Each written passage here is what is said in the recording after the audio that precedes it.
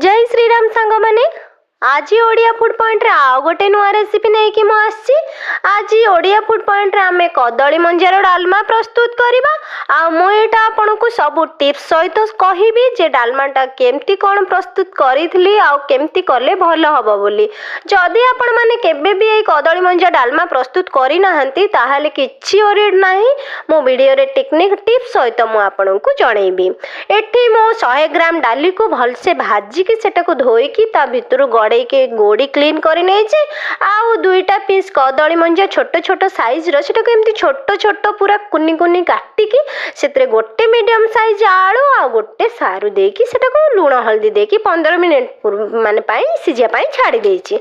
जेते 15 मिनिट पर एटा सिझी गला मु माने एठी जेते बेडा कदली मंजाटा काटिबे ध्यान रखिबे माने से भितरु बहुत सारा जेमती सूता सूता टाइप रो बाहर ना से सूता गुडा को पूरा अलगा करि देबे। आ कदली मंजा जेते बेले काटिबा आरंभ भी करिवे से पानी रे टिके हल्दी दे देथिबे कारण कदली मंजा हमें जानी छे सेतरे सफिशिएंट आयरन भर्ती थाए सेति पई काटू काटू सेटा प्राय तो कळा पड़ी जाए। तो कदली जेते बेले मंजाटा काटिबे देन हळदी टिके पानी पके देथिले ठीक आसे। तापर एठी जेते बेले कदली मंजाटा पूरा सिझी गला आउ एठी मु बैगण टमाटो आउ से जो डाली भाजी के रखी सेटा को ऐड कली आउ तो 10-15 मिनिट पर हांडी मु बार बार चेक करू थाए। जेते बेले ऑलमोस्ट सिझी गला देखंतु एमती डालीटा पूरा गोटा गोटा थिबो से भळे रखिबे। आ माने जेहेतु हमें आगुरु भी एटा कदली मंजा आउ आलू सारू सब सिझे देइचे तो एटा किछि असुविधा नाही मंजा सिझे जाइचे ना डालीटा 10-15 मिनिट पर सेटा एमती सिझी जाइतला।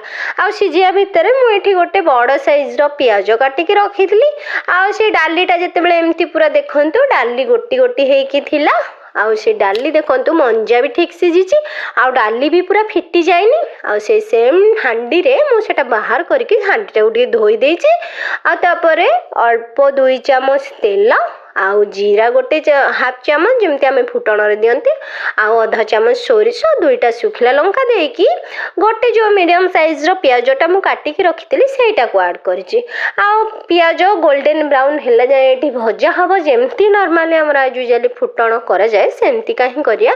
आउ एठी मु छोट छोट चम्मच रे 2 चम्मच चिकन मसला आउ गोटे किचन किंग मसला ऐड करछि जोटा कि फ्लेवर पाई दिया हेछि। आपण चाहिले भी एठी अदा रसुण पेस्ट देकी तेल रे जेमती कि मसलाटा कषा हुए 5-7 मिनिट सेमती कषि पारिबे सेटा भी तापरे आउटिए भलो फ्लेवर आसे।